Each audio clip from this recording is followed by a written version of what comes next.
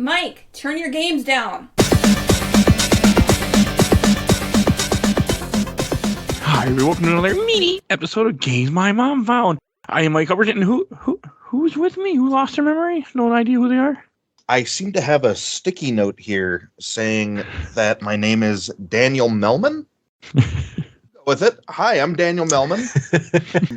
Thanks for inviting me back, Mike. Of course. And I'm Dominic Cichocki? Yeah, that sounds right. Probably what would happen if all of a sudden you lost your memory, woke up on a beach. I just read that off the thing, and there we are. I guess that's me. Hello. So we are here. We are doing another mini episode. And Dominic, why don't you introduce what we're talking about? Because this completely was your pick. We're talking about Ys 1, or Ancient Ys Vanished Omens, a 1987 RPG from Nihon Falcom. And so we should say this game has been released on everything. Yes. At this point. Mm-hmm. Yes, from the Master System all the way up to Steam. Yes. In various states of remake and re-release. Usually not on home consoles, but pretty much everything else got releases throughout the years. This is on PlayStation 2, apparently, also. Is it? In Japan, right. probably, They did a bunch of weird PS2 remakes. It's on Android, too, and iOS. Mm-hmm. And there were flip phone versions. My God. I played the PC Steam version, which is the PSP version, I think, correct? And I PSP version, yes. Okay. It was... So there's a 1998 remake for Microsoft Windows, and that gets ported to the PSP with some extra features. And then that PSP version's updates were rolled back into the PC version. Okay, interesting. Is that Eternal, or is that Complete? Yep, that's okay. Eternal, and then Complete is the two collected with some bug fixes. And then Chronicles is the PSP version. Chronicles Plus is they take those features and put them on PC. And now if you also play, like you can on PSP, Chronicles and Complete back to back, you realize all that's changed is the art style. Yes, it's the same game. And the PSP one came out in... that was not correct. 2013, it looks like. 2013? Okay. This is also the Virtual Console Wii. Maybe in Japan or... In America. North America. So the Wii Virtual Console version is the TurboGrafx version, which is... Oh, okay. It's kind of a collection of the first two Ys games, but it also, like, you keep your character between them. It's seamless. Like, they make it one game. Oh, cool. Oh, that's cool. That covers the story of both. Also, it's way fast. 2011 for PSP in America. Okay. 2009 in Japan. Oh, okay. I was looking at... There's so many different things here. Yes. I got confused looking at. Now, I found the series through the DS version, which is apparently the wrong way to do it. I mean, did you enjoy it? Yes, I loved it. Well, there you go. It's just not the wrong version for you. I mean, the thing that I found interesting, I have never played a Ys game. I had no interest in ever playing them. I think I might have tried, or I saw how one was, and I saw the bump combat, which we'll be talking about, I'm sure, very soon. And I had absolutely no interest in this. And I've never played any of them. I mean, I've seen them. I've seen the PSP version. I've seen the PC version. I just wasn't interested in this series at all, or this game in one bit. Like, people would talk about Ys all the time. Like, oh, this one came out. I'm like, I don't give a shit. I think I've been in a few groups with you where I talked about Ys a lot. I have probably talked about Ys a lot here and there over the years as well. Which is fine. I mean, I never have a problem people liking whatever they like. I just had no interest, and I went into this game I use a guide, of course, but I went into this blind. Like, I didn't know what to expect. Mm-hmm. I was a little surprised. So, like, the way the game starts off is very RPG cliche. You wake up with no memory. Hence the reason of the joke in the beginning. And yes, you just wake up on a beach. And it was an RPG cliche in 1987. I mean, it like, we didn't have RPGs back then. Also, it's just Link's Awakening opening again. Yes, that too. Before Link's Awakening. I thought when I saw it the first time. I'm like, Link's Awakening. He wakes up on a beach. They rescue him. They put him in a bed. Link's Awakening stole from Ys, clearly. Yeah, but you're right, because this was actually added to the Windows version. This part is not in the. Oh, really? Yeah, you know how when you go to the second town, it's like the gate is facing north, and it feels really weird. Yeah, that's because that was the first town in all the other versions. Really? Like, you just show up, you just start. But Mike, you should go ahead and explain this, but this is all optional. I just ran from it and skipped it and just went to the second town and started Oh, the game. well, I mean, there's normal. not much you do in the first town other than if you talk to everybody, you get a free sword, which is nice. But other than that, Yeah, I mean, it manages to sink its way into like, oh, yeah, you talk to the guy in the Resistance, you go back and you talk to the Sleepwalker guy, you can find his plot line there. And you start learning a bit about what's going on the continent. With like the storm wall, there's a big wall. There's like a hurricane that's been going on for hundreds of years. So It's people keeping you end up there. here and never leave. which sounds kind of tragic. I mean, that's how you end up because you're going to this island for a reason, but you don't remember anything why you're doing it. You just woke up on the beach Yes. and they saved you. But like they had a very classic RPG thing, which was something in the 80s, 90s. I feel like where if you had to talk to certain NPCs to get the game moving, otherwise the game would not continue if you missed it. Yep. Which happened to me if I didn't have a guide. Yeah. Would have. So it reminded me of that when I first played this version, and that's why I kind of didn't like it as much. But you can also just leave, and it works. Well, you can go right to the second town. Yeah. I mean, the only Mhm. difference is you have to run through a field of enemies without a weapon. Mm-hmm. Oh, wait. You could get a sword in the first town before that? In the very I first didn't town, do if you that. talk to every Didn't find NPC, then go back to the Resistance guy, he'll give you a free sword. Oh, I didn't do that. I I only did because the guy told me to. early on. But like I the think- game, doesn't expect because like when you first go out there, you can still kill things out the sword, but it's hard. You'll die a lot Well, the faster. thing, I think back to the DS version, where I'm like, okay, I've talked to everybody. I think, what do I do now? Oh, I can just leave. Okay. Oh, I need to get money to buy these swords. I guess I'll just spend what little money I have and get a sword and just start grinding. Or, well, on replay, you realize you have exactly enough money to buy the Sapphire Ring in Pim Shop, and then sell that for 500 gold more than you started with. So you only have that's to grind cool. 100 gold there. Because That's cool. this game is meant to be replayed and speedrun. Like it is Yes. designed around that. I can see that. Yeah, I could too. I don't see myself ever speedrunning it, but I can see it. Also worth mentioning, I love the conception of this series as it goes on, because as I believe it goes, this is about Adol, who's just this guy who's this adventurer with red hair who shows up. And after these first couple games, it's just like he wrote a bunch of books and a bunch of adventures, and here's Mhm. another book, here's another adventure that he went on. There's a million of them. It's like you're reading the travel journals of the greatest hero who ever lived. Like 'Cause it's slowly him and- learning. Like almost all these games, except for like one, I was listening to somebody on YouTube talk about, and I was like, wow, that surprised me. He's like It's Mad always the Max same that guy. way. That there are so many, or that it's always Adol Christen. And it's always the same guy. Mhm. I figured it would be different characters, or or ancestors that look like him, or something of that nature. Again, I never paid any attention to the series. So do you remember the thief near the end of the game who just punches down the wall? Yes, Doggy. Dogi, yeah. He's the other main character in the series. Like after this, he and Adol literally sail around the world looking for prophecies to fulfill, because that's what they do. Yeah. It's rad. I love it. I mean, it's just, and the graphics, like when the PC version, which is the PSP version, the graphics I think are they're very charming. They're just sprite based, Mhm. and they look pretty. Like they look really pretty. Yeah, they're nicely animated. They're kind of squat, but also Yeah. elegant. It's a I good like them a look. lot. And I like the Chronicles version of the artwork. The complete version is a bit ugly, I will say. It's more like traditionally anime.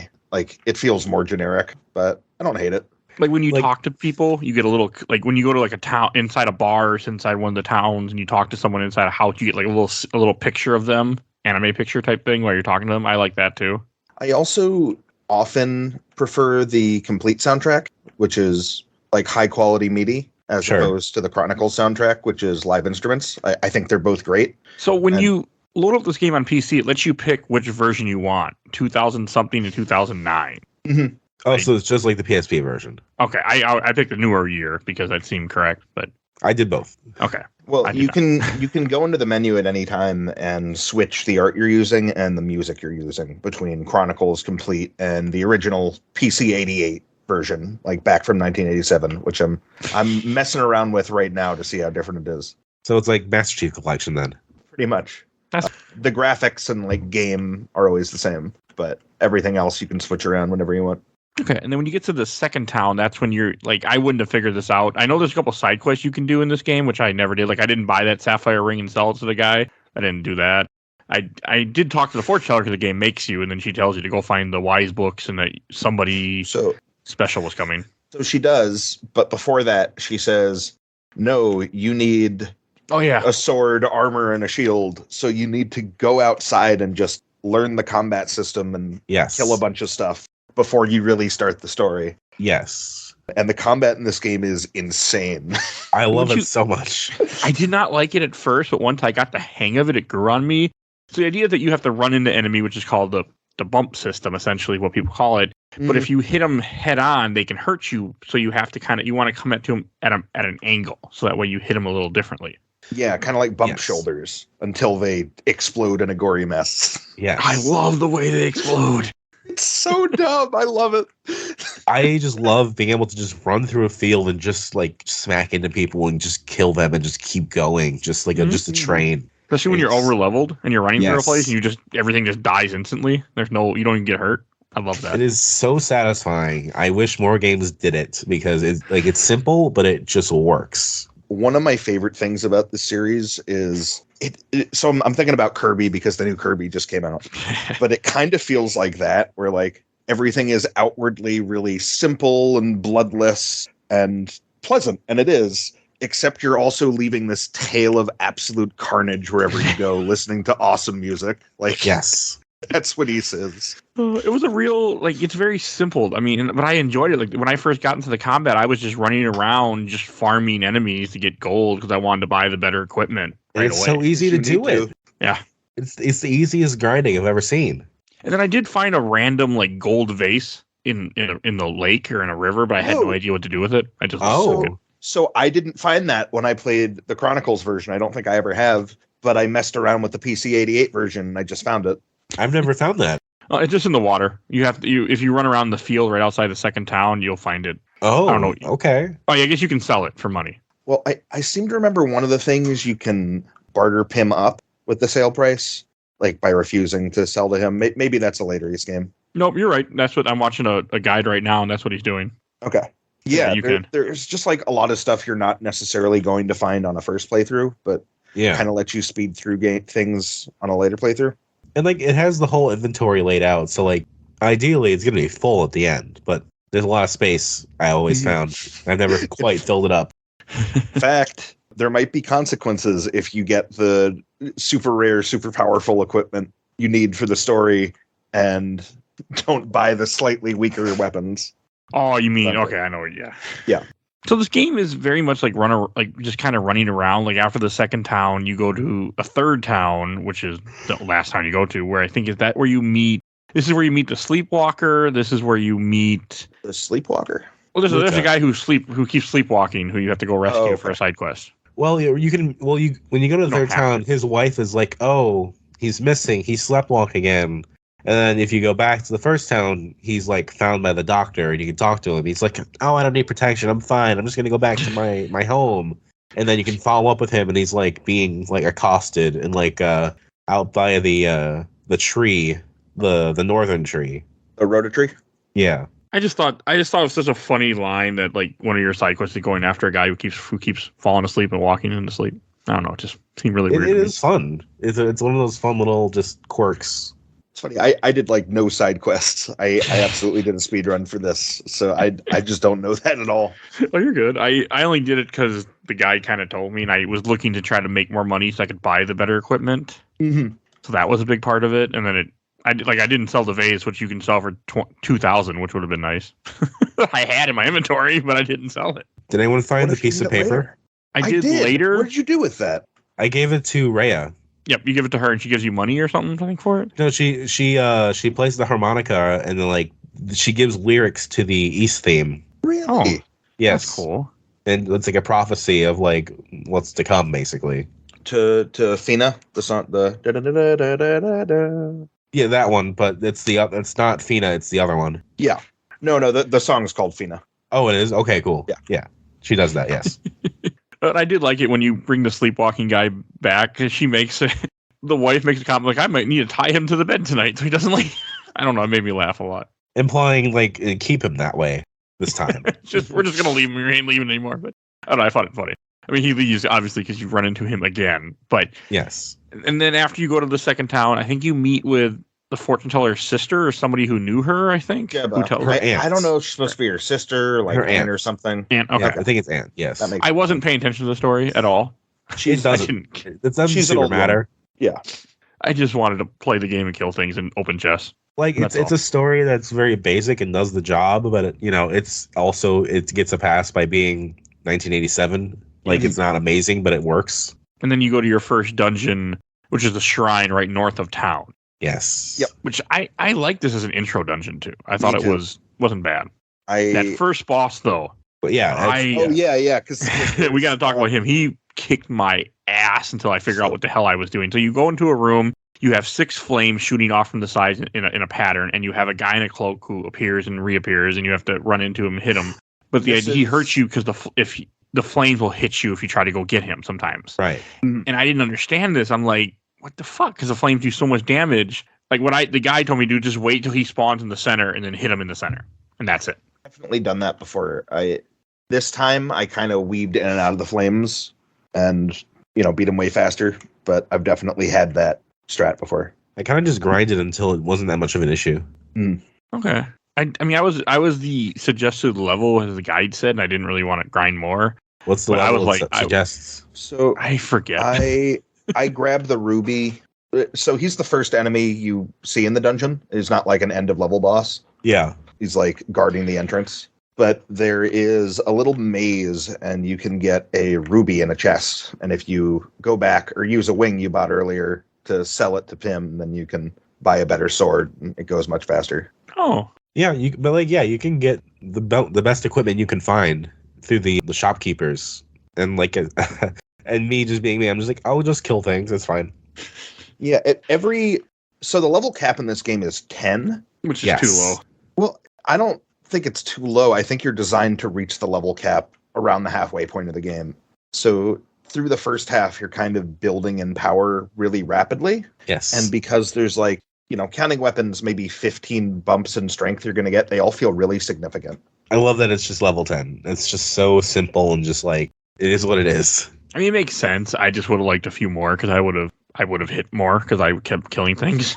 Because you're so used to in RPGs where it's like, you can go to level 100, you can go to like higher than that. And it's like, no, you just go to 10. Well, in this case, it's like, okay, you are the most powerful warrior in the world. This is as strong as you're going to get. Here's this giant demon tower. Good luck. Pretty much, yes. And also, like, the save system in this game was it took me a little bit to understand the controls. Like, I had to hit, because I was playing on PC and I had a controller, but I had to hit escape on the keyboard in order to bring up the menu to save. Huh. Really? I just did square, I think. No, not with me. I didn't mess with the controls or anything. I just plugged in my 360 controller and just saw what happened, and that's what it wouldn't let me do it that way. It was a little weird. Just hit start on the PSP and saved. I should have played the PSP version, but I wanted to be legit and play a non-pirated copy. So Sure. Which is not unusual for me, but I regretted it. I'm like, man, I missed my save states already. And you can no longer, the PSP store's gone. Yeah. You can't even buy it anymore. Physical copies, baby. I think it's also not cheap for a copy of this game, I'm assuming. Really? I had one at one point. I think it was more expensive by the time it was the one I did not have. I have all the others, but $320 for near mint for PSP. Really? I did not pay that much. I think I might have paid crap. Probably maybe 60 or 80. I can't remember. So the only physical copy I've owned is TurboGrafx version, which is the RPG that has both 1 and 2.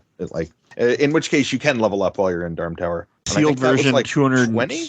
Yeah, no, it's an expensive ass game. Yeah. No. The TurboGrafx version was not expensive when I got it. Oh no, I mean like the PSP one. Oh, there aren't that many either on here on eBay either right now, and they're all over $150, $200. Jeez. I think mine was also missing a couple things. It's just like the box and like the PSP case. That's fine though. And the games. It actually looks like the TurboGrafx version is super expensive now. Maybe I should sell mine. But it's worth mentioning.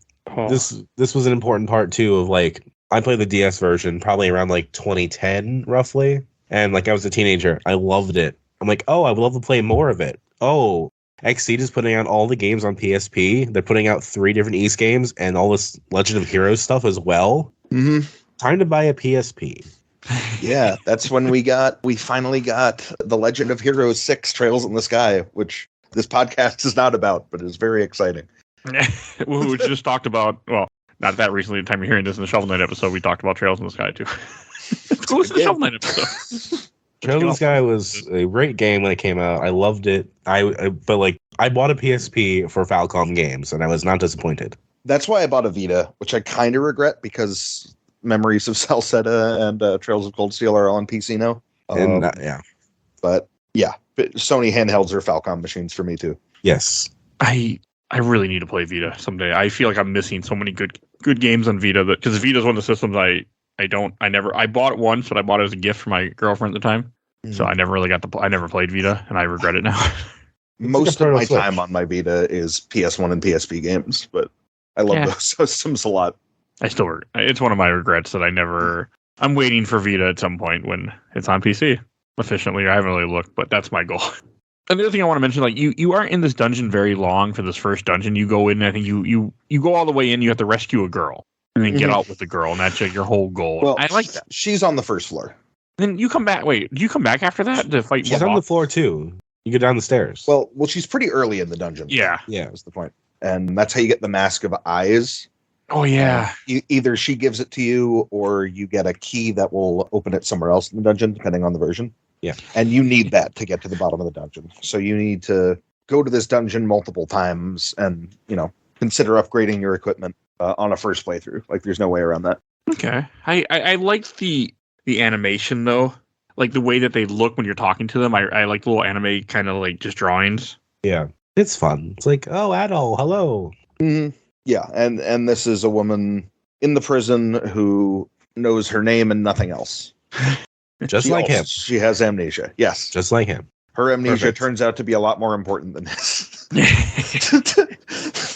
So, I mean, I just thought it was cool. And then, if I remember correctly, after you bring her back, I know that, to the town. And then if you go all the way back to the first town, you can get another sword for free if you talk to the guy from the beginning, which I went and did.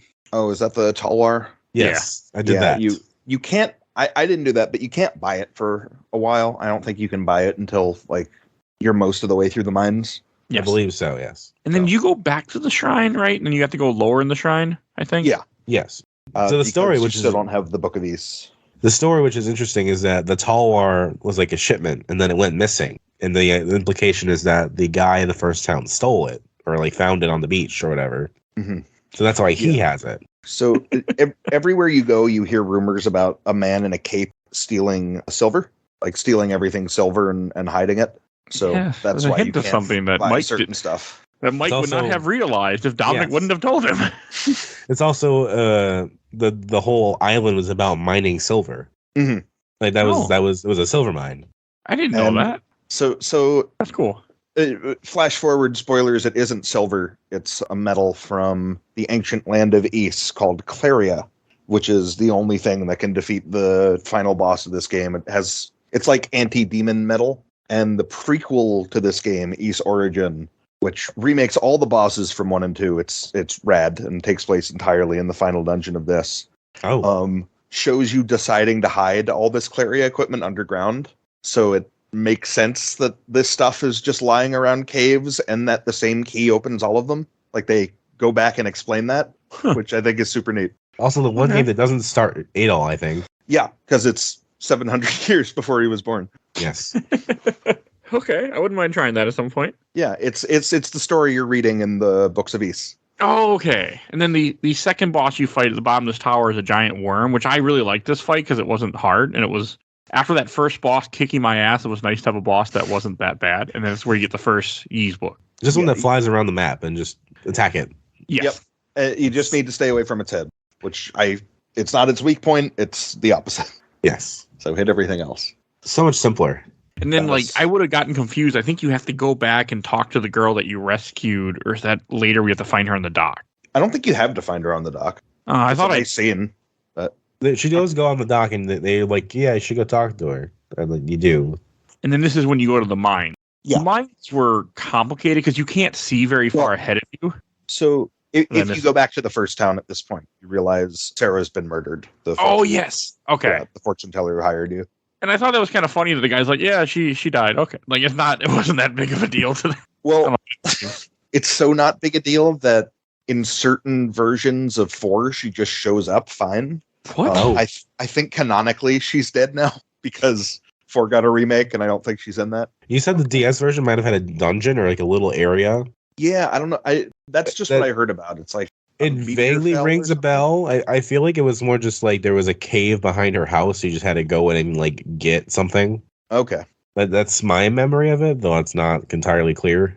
I played that last like several years ago, so yeah, I've never touched that version. That's just like reading the differences a long time ago. Yeah, it's not made by Falcon. It's made by Interchannel. So Oh, I also didn't realize I got a few random items. Like I got a mirror at one point. And you're supposed to sell that items, and I never did any of that. I just hoarded everything. I don't think you can sell the mirror. The mirror freezes all enemies on screen. He sold something that looked like a mirror. Maybe it wasn't a mirror. well, Maybe it was a him shield. sells it to you. Yeah. Okay. You can buy mirrors and wings from, and wings are just like Dragon Quest Chimera wings, go back to town, and mirrors freeze all enemies on screen. I regretted not buying those, by the way. Mhm. So I had to run around a lot. Yeah, Well, it's nice to save all my it's nice gold. to have in the final dungeon. Yeah, it would have helped because I was trying to save all my gold so I could buy the better armor, and then it got to a point where I didn't need to. Oh, and like in the mine, the thing I didn't like about the mines is that it's very hard to see. You have a very small window of the light around you when you're running around, and I did not like that at all. It really irritated me. Yeah, it's this huge maze, and it's really hard to see. It's designed for you to get lost in it. Yeah. Yes. And I know you have to go find the harmonica. I don't remember the harmonica's in the mine or where you find it. It's in the mine. Okay, because you have to find the harmonica. You give it to this girl you saw earlier, that same girl we talked about. You get the paper to, and then when you do that, that unlocks you being able to go to these trees and in the field that will then give you the silver armor. Well, I think. Not Yeah, quite. so- You're forgetting an important step. What am I forgetting? In the mine, you also get a seed. Oh yes. Yeah. You need to eat, right? You need to eat the seed to talk to the trees. Yeah. I so would that's- not have figured this out. I felt like without a guide. So, They did tell you, like, oh, people who eat the seed have been known to blah blah blah blah blah blah. so it's really cool in the lore. I didn't realize this until this playthrough. When Rhea is playing the harmonica, she is waking up the forest. Like the Rototrees say, hey, when the goddess Rhea is a goddess, Feena's a goddess, spoilers, that wakes up the land. This like sleeping land of Asteria. So in the opening, which starts with her playing the harmonica, it pans up to the Rototree, showing all the town as it like moves from the harmonica version to the full orchestral version. It's a really good opening. Watch the opening cutscene if you It's cool. if you haven't. I did. I enjoyed the cutscenes. I thought they were pretty cool too. It was a pretty game. Yeah, very pretty. But no, I thought it was funny how you had to eat the seed and you talk to the trees. And do they give you the silver sword, or just the silver armor? Sword. The silver armor is in the shrine, Okay. and yeah, they give you the sword. Okay. I know there's a shield too because I had everything. Yep. Can't remember I where the think shield the was. shield's in the mines. Yeah. It's funny how you talk to a tree though. I don't know. I found that kind of Talk to two trees. Yeah, they're found that brothers. kind of hilarious. I will say it did strike me as slightly creepy, where you could just like before that you could just go to the tree and then like you just stare at it Yeah. and it plays like this ominous music. Bum, bum, bum, bum, bum, bum, Like bum, something's bum. supposed to happen here. Yeah, and it's not. It's interesting. And then you That's go always back. where I get stuck. They also made the world map a little bit larger in this version, so Yeah. I find it easy to get lost looking for the Rototrees. I and forgot one about the thing- second tree for a while. One thing we haven't, it took me a while to find those trees too when I was looking around. And one thing we haven't mentioned yet is you heal in this game by standing still when you're not Only in when the you're cutscene, outside. which is most of the game. A lot of the game you're outside. And then when you find the heal ring inside, I think the mine, you can stand wherever and heal. And then you Yep. also have the health potion too. Yeah, I never used them. You can only hold one at a time. I used them before bosses mostly. I just always had the heal ring on, so I would stand, once I got that, so I just stood still. Yeah, same. And I was okay. Is the And then you mines fight- boss? The worst boss in the mines. This was a terrible boss fight. You fight Which a one is- giant bat Oh, okay. This, yes. or Yeah. a vampire. I don't Yes. hate it, but it's hard. It's hard if you don't It's know the trick. frustrating. Like when I first came into this, you see him and you turn into a bunch of bats. If you touch any of the bats, you will get murdered. You Yeah. have to run around the room, but you have to run into the corners so the bats all kind of follow you into a certain like shape so they're easier to avoid. Otherwise they'll cover the whole room you're in. And then you Yeah. have to wait for a sound. When you hear the sound, you gotta rush at him and hit him so you can't get too far away from the bats or you won't make it in time to hit him. Right. So Ys was a PC game coming out when what we think of as bullet hell was starting in Japan on Japanese PCs. and you really see some of it here. Oh, okay. I think the bosses are really like bullet hell patterns, and This was a very hard fight for me it's the first insane. time. But the worst part is you can only hit him when he reforms, and he reforms for probably about a second. Yeah, it's really fast. You don't have much But time. it's also the window is not completely the entire time he's reformed either. No, in this version, there's like a nice little purple swirl to let you know when he's vulnerable, Yes. Yeah. which helps a little bit. And the sound. There's also a sound too. There's some kind of. It makes a certain type of sound that you want to listen for. And it's important you know that, because if you're not hitting it, you take damage.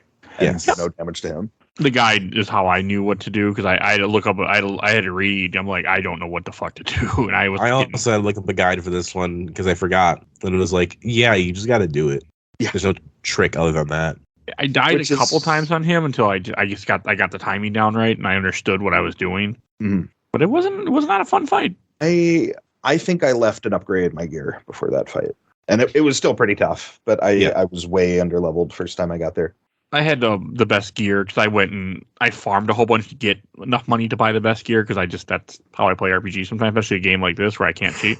Yeah. Because I didn't play with save states. I was most likely level 10 by this point anyway.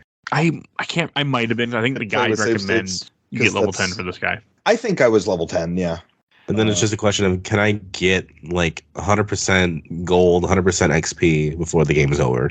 So I was Yes. the game tricked me in this part because when you beat him, you go into a room, you get the wise book after you beat him, and you go into a room and you see two pedestals, and I thought, okay, I'm going to come back here for some reason. Well, story's not over. Oh, good point, because it's the second one.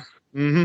Okay, that makes more sense. I was wondering, I'm like, why is this here if I don't? Because I never went back to it. Because then after this, you go back to town, you have to talk to a few people, and then this is where you then get sent to the thieves' den, Mm-hmm. and then the Where thieves. and the Thieves Guild is run by Jeba's son, Goban. Yes, I think his name Yes. is- is Jebba the mayor of that town? Jebba's the ant. Oh, the ant. Okay. Yeah. So the leader of the thieves, Goban, Sarah, and Jebba are all like members of a family called Toba. There's also This is when- the minor plot point about the silver bells that are missing. Oh yeah, you have to go find yeah. it in the mines. And if you give it to the mayor, he gives you a ring that doubles your damage, which is really powerful. And the mayor's just like, yeah, it's those darn thieves that are doing it. And you're like, no, it's not. He's like, You I can't go and believe talk to that. them. They're like, no, that we didn't do it. We steal from the rich. And if you find it underground, he's like, oh, well, I was quick to judge. And then I like how the game warns you though before you go to Dram Tower. The game tells you once you go in here, you just point no return. Mm-hmm. Goban is like, this place is a death trap. I am sealing you in. I will open the door at dawn. Good luck. Nothing will work. You can't get out. Mhm. Yeah. So I mean, I like it that the game tells you at least like, yeah, you can't leave, so be prepared when you go in here. So in the story, Jebba learns the last couple books of Ys are in Darm Tower, which is this giant, mysterious tower pulsing with red energy in the middle of Asteria. And there's also one of the built a items you tower. find is the evil ring, and I think if you equip it too early, it'll just kill you. Yes. So yeah, it's a cursed ring that all it does is it kills you. Yeah, that's kind of shitty. Yeah, and you need to have an item equipped that wards off curses, which you need to use for other parts of the dungeon. But I think it's just funny that like that's what you have to do because I would not have. I mean, yeah, I just thought it was just like very 1987 things. So Darm Tower is basically half the game. It's like close to it. Yeah. Yeah. This final It is- dungeon. It is cool that they don't make you like equip the ring because like in the PSP version, at least you have like hot swaps between all the rings. Okay. It's like you just keep pressing R to get different rings on it. They conveniently don't put that one in the rotation. That's nice. Oh, like you hit the wrong button, you're dead. Yeah, because the other rings are like they're all There's the really good. double your It's like defense. double your damage, half the damage you take, heal when you stand still. Yeah. and then And then and death. then die. They're all opposing forces, you know? You either take damage or you get healed. You either deal more damage or you receive less. You can't take it off, right? You can. You mean evil ring? I thought when you equipped it, You can't unless you have the thing that uncurses it. Okay. Oh, okay. Yeah, So I it's got not just you take really- damage. Really confused in this tower because I know I did it once where there's a way to pop up and show what floor I was on, but I don't know what key I hit to do that, so I couldn't get it again. So I Oh, could yeah. never yeah. tell where I was, and I would just wander around aimlessly trying to figure out what the hell I was doing. That would be tougher. I kept the full HUD on through. I did too. This whole dungeon. I didn't know how to turn it. I turned it on once by accident, and I couldn't figure out how the hell I did it, and I didn't know how to do it again. It's just L1 for me. No, it wasn't. It was select, I think, on PSP. It was a keyboard key that I hit by accident once, and I couldn't find it again. I I tried. first played this game on keyboard in the winter, and I remember turning a space heater on to like warm up my fingers because I was stuck on a boss. Yeah, there's like 20-some floors of this thing. It's a very 25. confusing tower when you can't tell what floor you're on because you have to go around and find certain because you need to go find your silver equipment, which is randomly in the tower because you get captured. Mm-hmm. You get captured, and you only escape when the thief who went in ahead of time, Dogi, burst through the wall. And at least in the Chronicles artwork, he also steps through the game's like golden frame. Like he puts his foot in the HUD and he just like steps into the. It's great. Oh, this is where you find the Sleepwalker too.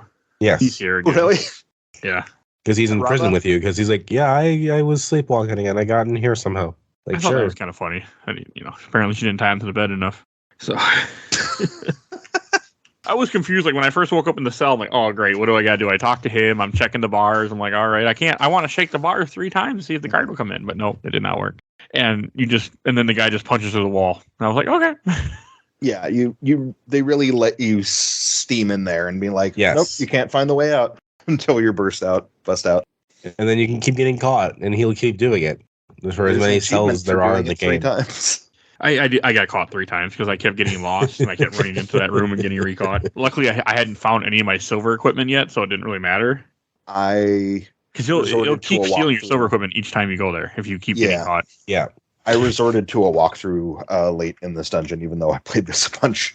It helps because this dungeon's really freaking confusing. Like at one point, because the guy tells you to go find his friend and he's hiding, you have to go into a certain room with a bunch of statues, equip the eye mask or mask of eyes that you got earlier, and then you Mask of Truth. I have truth. Then you can see where he's hiding. You go talk to him. He gives you the thing that will let you not get caught by the traps.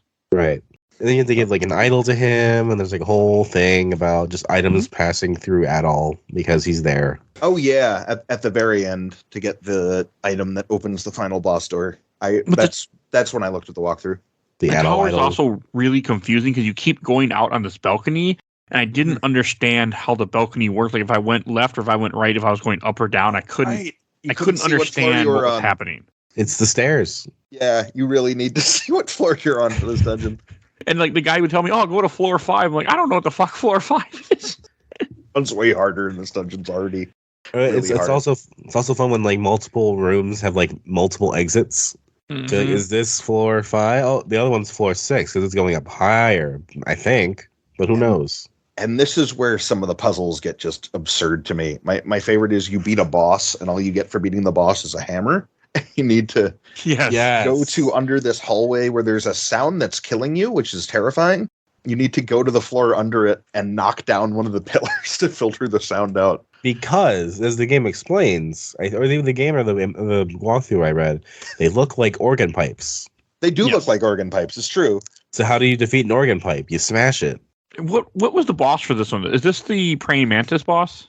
Yeah, I think so. Okay, this was kind of a cool fight. So it's a giant praying mantis that throws sickles at you, and I was level 10. I had the best armor. I'm like, this is kind of cool. Like none of the fights are as bad as that bat fight. No. Well, there was the one before that where you went to like the black and white room, and like you got transported to where we found the altar and the plate like that we didn't go to. That was a bad fight, I thought. Was that the Dracula fight?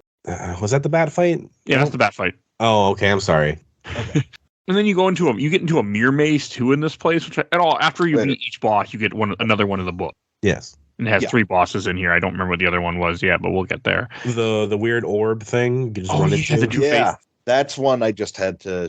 I didn't have the silver equipment at that point, and I just had to find it. It's totally like if you're not doing enough damage, you just die here. I like that. I didn't have well, I had the silver equipment because the guy told me where to find it. But God, is it fucking confusing. Especially when you don't know what floor you're on. I had to go by... Like, at one point, I had to pull up a YouTube video and just watch what the guy did step for step. So I had my phone going with the YouTube videos because I didn't want to get lost again. Yeah, I think you really need to see that floor here. Yeah, I wish I would have figured out, or at least, Googled how to turn that on, because I wouldn't have had nearly enough as much problems. I knew what floor I was on and where I was going, but when you can't tell where the hell you are, it's very confusing. Yeah. I mean, you have a mirror room or a mirror maze area where you have to go All through of different them. mirrors that teleport you. That was confusing.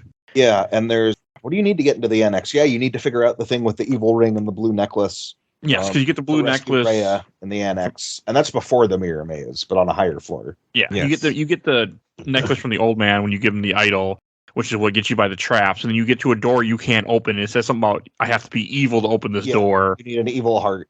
and then you have to put on if you don't put on blue necklace, you're gonna die. Then you put on the ring, and then you can go inside and talk to Rhea, who was captured, who gives you the monocle, which the monocle lets you read the Ys books because you can't translate them yourself. So then you got to run through the entire dungeon again. That's what I assumed the slip of paper was. Because I remembered getting the monocle, and I'm like, oh, I should be able to read this, and you can't. Yeah, no, you were already supposed to give that to her way before. Yes, when she was standing on the the castle part of. Yeah, she's on the wall. Near the wall. Yeah, it was very unique though. I was just surprised how much was in this game from 1987. Yeah, it feels almost like a Castlevania game, like one of the later Metroidvanias. Just like here's a bunch of people in this environment that hates you, and you're all lost in it together. And then the game tricked me, which Dominic had brought this up when we were talking beforehand. So in the final dungeon, you get a battle shield and battle armor, and I think you even get a flame sword. Yeah, flame sword. You get new equipment. I'm like, okay, cool. So I did what any RPG guy would do, and I equipped everything. Mm-hmm. And that's not what you're supposed to do. No, you kind of need that equipment to do well for a lot of the bosses. To get through the final floors, you need the rest of the equipment to get to the last boss. No, I mean that's the best equipment in the game. Yeah, but not for the last boss. No, I mean as they explain, he's only vulnerable to Claria, which I thought was cool. But I mean, I wore it for a bit, and I was running through, and I liked the rest of this dungeon. I thought it was pretty, besides being confused as all hell what I was doing, it was creative. Mm. And I really like the MacGuffins in this game, the Books of Ys, which are, it's just like, it's a Zelda game. Like, oh, collect the 6 amulets. This game came out the same year Zelda did, and I think they're kind of going for the same thing. Okay, yeah. Yeah. But you're learning the story of this ancient civilization called Ys that was protected by 2 goddesses, invaded by demons, and the demons, took it away from the earth 700 years ago. So many little puzzles, like you were talking about with the sound room where you have to break the thing to get by, otherwise it kills you. I don't know if I would have figured that out easily. Yeah, that puzzle's an Origin too, with even less, even fewer hints. They kind of just expect you to have played Ys 1. That's cool. Origin's kind of a remake of Ys 1. It takes place entirely in this dungeon. That's cool. I do want to play that now. Good. I'm assuming it's longer of a game. And then I know at some point you have to go back down the tower to find the Sleepwalker again, and this time he's all injured and stuff. Yeah. I mean, the game makes you go up and down this tower multiple times, which is really hard when you don't know what floor you're on. Mm-hmm. Yeah, thankfully, when you get the monocle, it's not too far back. No, because you go back. It's further back than you might think you'd. Yeah, it's further back than I wanted to. So to go faster, I got captured.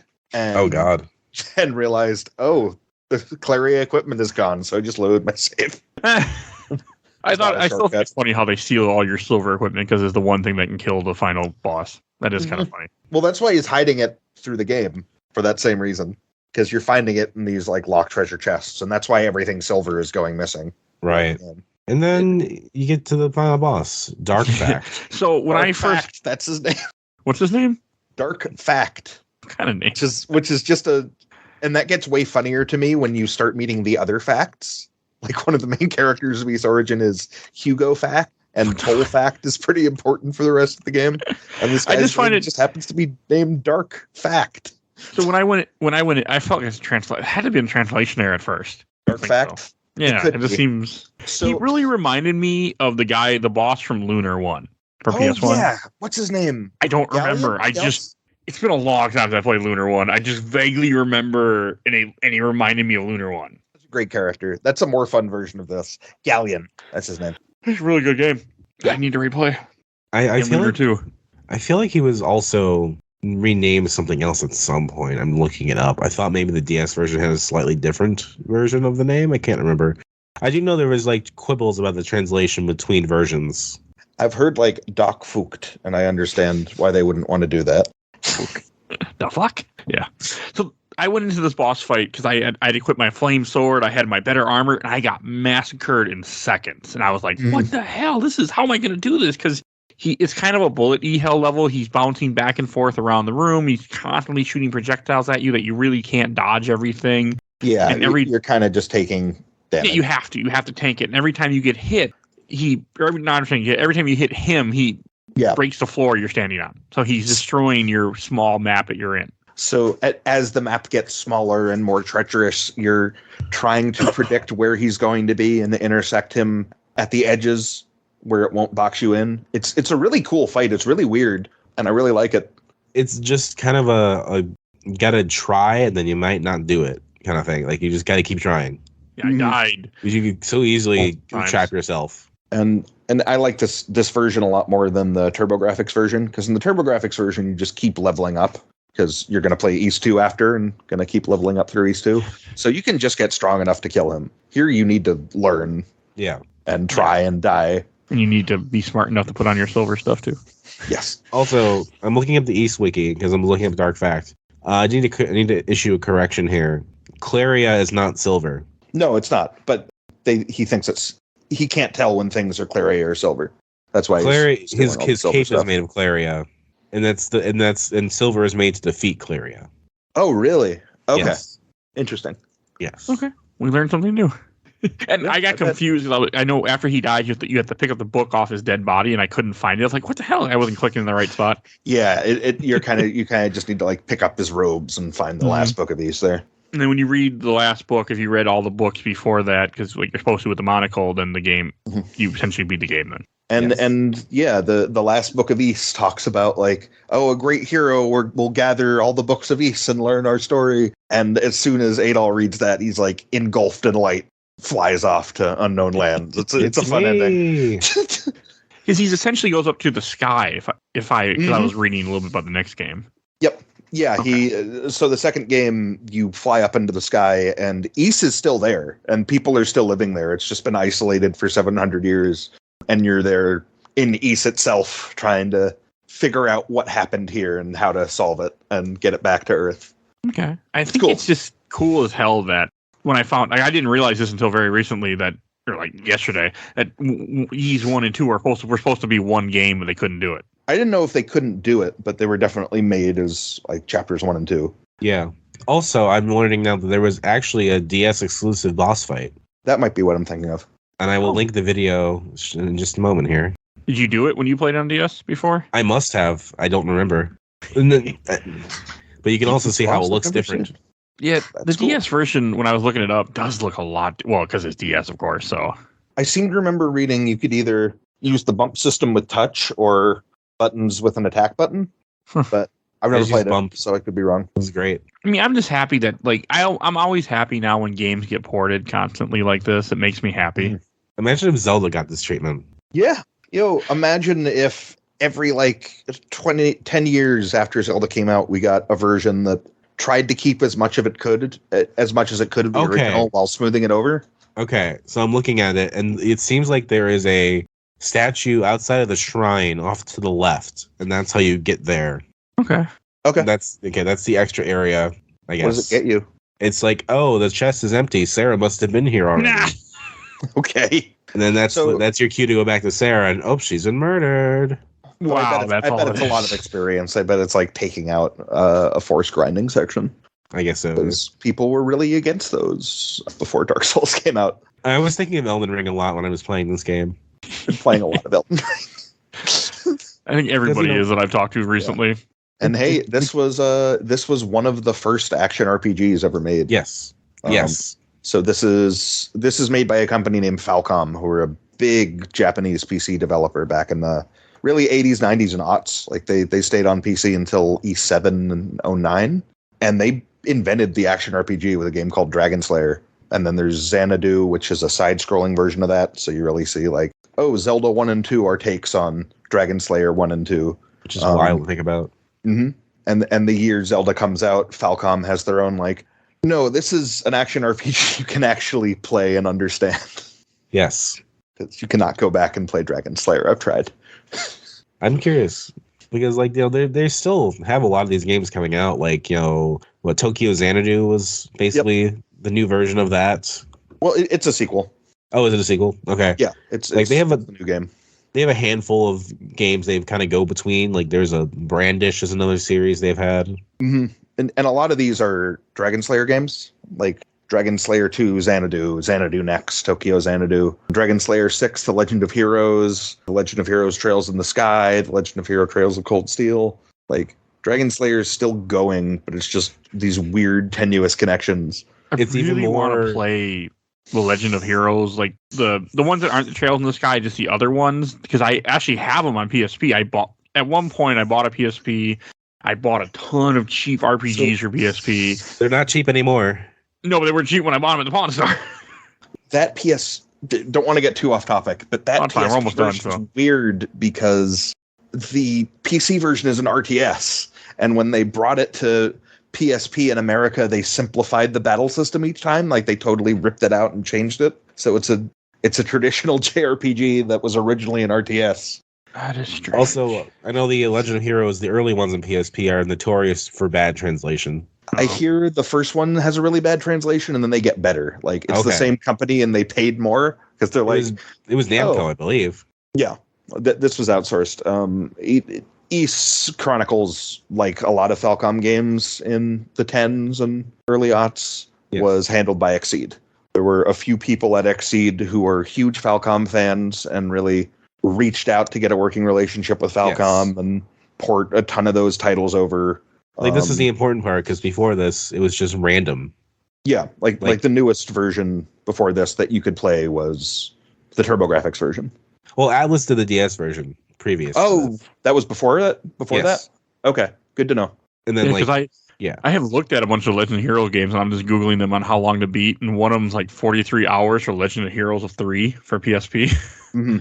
And then you have Legend of Heroes Trails in the Sky, which is 40 hours, and it's 1/3 of the game. It was published in 3 volumes. Kind of like Ys. But then you have like Ys Ark of Nepishtim, or Nephishtim. I can't remember how it's pronounced. Ark of Napishtim, E6. That was Konami that published that. Oh, yeah. That was on the PS2 version. Yeah. Yeah, I love E6. It's a cool game. Like, I love Ys 1 a lot, but some of the other Ys games are just some of my favorite games of all time. And so it's like you just have them constantly like just jockeyed around until Exceed was like, no, we're going to actually do it. And they did it right. Like there is so much care put into this translation. And for the PC version, they took the extra stuff from the PSP version, like the new art, the ability to juggle the soundtracks, the time attack, boss rush mode. And they like modded the PC version basically to have this perfect version that you can only really play in English. And then the story behind the translation of like those games and the Trails in the Sky series is itself an interesting story too. Yeah, it's wild stuff happens there. Yes. And Ys 3 looks like it's a side scroller, or only in the SNES? So that's the thing. Yeah. Ys 3 it was originally called Wanderers from Ys, because it's like, no, Ys is over, but here's the continuing adventures of Adol Christen. And now that there are 9 Ys games, it's like, nope, it's Ys 3. Yeah. So that's a side scroller. Kind of the way Xanadu and Zelda 2 were. Okay. I like it a lot. It's weird. It's hard. I've only played the remake. Yeah. What's the remake on? The remake is a PC game that they ported to PSP. And PSP, yeah. Open Felgana.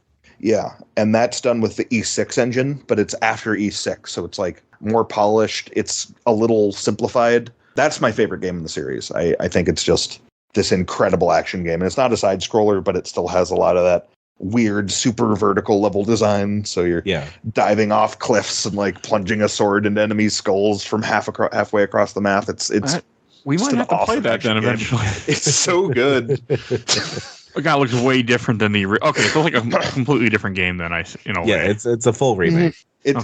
Complete remake, but they like expand the story in some really fun ways, and they pay homage to the original level design. This is also the point too. It's worth noting, like, this is the point when fans translations were starting to be actually used. Yeah, for localization. That's how I first played this version. I played Ys 1 complete with a translation patch. But like, I'm looking like Open Felgana had the fan translation just used, and then Exceed was just like, here we go. We're going to use this to kind of keep costs down. They updated it a lot. Yeah, but they bought that as a basic translation. At least they bought it. A weird story around that translation.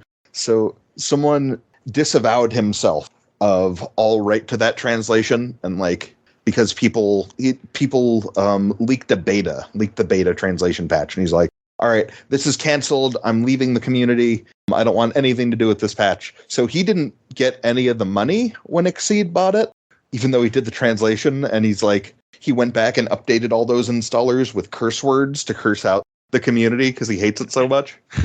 Like, I don't entirely blame him, but it's also a really childish way to go about it. Yes. Yeah, I mean, people leak stuff all the time. Doesn't mean they're excited. Like in this case, like you weren't doing it for money, so why do you care? That's the part I won't defend him about, but like, you know, he did the translation.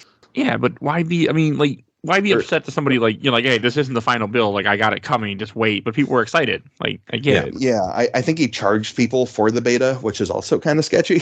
Yes. You can't do that. Yeah. Because what you're doing is partly illegal in that case. So. And then East Origin had an Italian translation patch first, and that was like an Italian American translated that into English, but it was super crashy. Like when I first beat the final boss, it crashed to desktop like 3 times until I'm like, all right, I'm playing this in windowed mode, and finally got to the end. Yeah, this series is wild. Yeah, I love it. It was such a rabbit hole. I'd Like heard nothing about this series. East 4 has 3 different versions. Mm-hmm. And the canon version, the Genesis version Falcom was making, was canceled. So there was not a canon version of East 4 until the Vita remake of that canceled Genesis game. I just find it interesting that after all these years, you guys finally got me to actually care about Ys. It's great. It's a cool series. I never cared. I mean, it would come out and I'd be like, that's nice. Who the hell cares? And now I'm like, I care. It's like kind of surprised. It's like Zelda is cool. I like Zelda. Wind Waker's great. Ocarina of Time, fantastic. 2 of my favorite games of all time. Mm-hmm. I think if people had Ys, it'd be a very different conversation. I hear Ys is really popular in France. Almost all. It looks like a bunch of them are on Steam also. So that's nice. Yeah. Exceed put them all on Steam, I believe. And then because Exceed had done that work when... Who does it now? Is it NAS Nipponichi? America? Yeah, Nipponichi does the more recent stuff, and people weren't happy with what they did early on, so they like retranslated Ys 8 and really fixed up the PC version. Yeah, they really screwed that one up at first. Yeah, Falcom has been treated pretty well in the West. And now, with Trails from Zero, they did it again. They bought a translation. NIS bought a translation. Yes. And polished it up, and that's coming to Switch, PC, and PS4. Because this year, just like Exceed did, NIS was like, okay, we got 4 or 5 of them in the pipeline. We're working on them. And like every Trails game has a similar amount of text to like Crime and Punishment. Like, yes, the NPC dialogue updates after you do anything. So there's just thousands and thousands of pages to translate. So if fans, that's why when fans do this, they're like, yo, we'll buy that. It's weird to be in like the second era of like Falcom getting like this influx of just like a publisher being like, we're gonna really commit to this and do it right. Mm-hmm. And like nice to see but it's like it's such a storied company with so many games that have never been translated. They're such an important company in like Japanese game history. Yes, that we just don't have preserved in a lot of ways. Like I had a hell of a time getting the original Ys running and the original Xanadu running. Or like by the time that Exceed was finished, like with Nihon Falcom on the PSP, they were releasing like Trails in the Sky SC in like 2015 on the PSN store. Yeah, after Trails of Cold Steel. No, third was after Trails of Cold Steel. Yes. So they did things out of order because they're like, well, the Vita's going to die, so we got to make these games now. Also, the story behind the translation of SC is itself the weirdest, darkest part of the story. Yes. Where they outsourced it to another localization company and things went really bad. Yeah. If you want to read more about this, there's a great Kotaku article that could I send that to you to put in the notes, Mike? Sure. Cool. If I remember by the time this comes out, yes. That's fine. Yeah. But like I literally bought a PSP for this series, and then it's like the first one came out. Where is the next one? 4 years later. Yeah. The Vita's already been out. I think we should wrap this up. And we're gonna go to Shelf Stacker Box. And I'll go first. So I came into this with no expectation. I had no history at all with this game. I was like, okay, Dominic had recommended that we play it. I'm like, sure, why not? I mean, I'm always looking for new ideas, and I need to be open to different games besides just what I would pick. So I'm like, yeah, sure, we'll play this. And I was blown away by how much I enjoyed this game. Like I had a lot of fun. And I was like, this is really good, actually. And I was completely surprised with it. And it's a fun little action adventure game or action RPG. That's the word I want. I really liked it. So it's going on the shelf, and I'm actually now, for the first time in my life, I actually care to play other games in this series. For the first time in my 34 years of life, I actually give a shit. So I'm impressed, Black Dominic. Darm Tower didn't dissuade I didn't like it, but no, it didn't turn me off. What about you, Dominic? Shelf or box? Or shelf yeah, all of them are on the shelf. I mean, like DS versions on the shelf, PSP versions on the shelf. They're both great. I know that there's differences, and the DS version's not looked upon fondly, but that was a very important game for me. That was my gateway. So they're both on the shelf. The only East game that's not on the shelf right now is Memories of Salsetta, and maybe I've got to replay that, and maybe I'll like it this time. Who knows? Yeah, the stuff after 6, I don't go for as much. That's a different podcast topic. Yes, we need 5 to come out already. 5 never came out again? 5 is the only console East. Is the only one just released first on console. What system? Super Nintendo. Super Nintendo. Oh. Yeah, and it does not look like East. It plays fine. It's okay. Instead of East 10, they're gonna go. They'll remake 5 probably. That'll be cool. They need to. Like they did. They remade 1, 2, 3, and 4. Yes. And then they kind of remade 1 and 2 again with Origin. And I don't think they need to remake 6. 6 is fine. I love 6. 6 is so good. 5 looks like a SNES RPG. It is. Looks fine. Feels like a Zelda clone, which is looks funny like a Zelda clone. Anyway.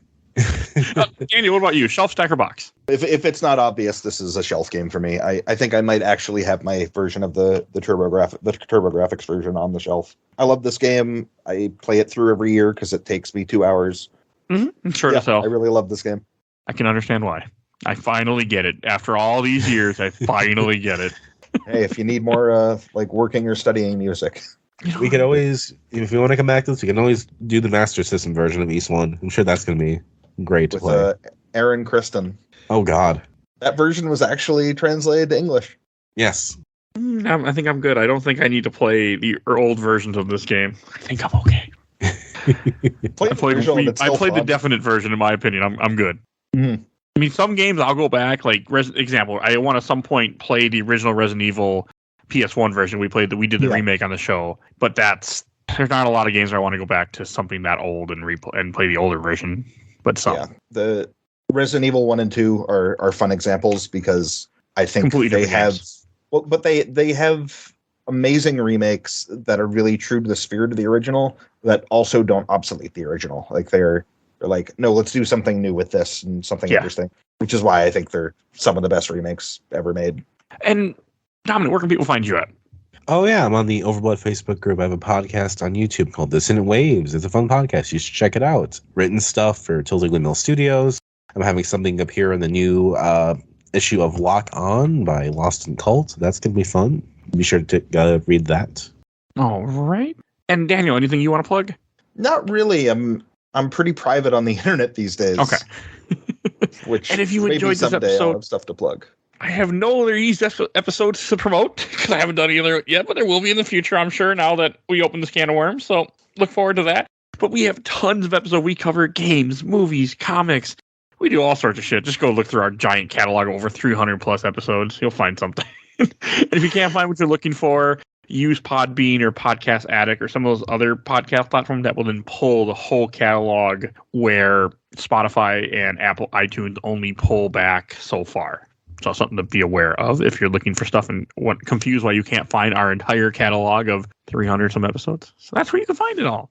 So definitely go do that. And please follow us on Facebook, Instagram, Twitter, and on YouTube. We're only audio, but hey, every sub helps on YouTube because it makes me feel good. So please go do that. And I also want to give a shout out to my awesome intro and outro, courtesy of Helena at Hell Hath Fury. You can follow her on TikTok. And I want to give a shout out to my buddy who did all the MCU movies with me when we were doing that whole quest roundup thing for 2 years. Bill Tucker, he started his own podcast, Gamer Looks at 40. Definitely go check that out. And I think, and we have a Patreon. For as little as $1, you can go vote in our Patreon polls. I don't know what it will be at this time because I don't know when this will come out exactly. So definitely go check that out and help out the show. It pays for hosting. It makes me so. Please help me out. So we will see you guys all next time. We'll see. Bye, everybody. Bye.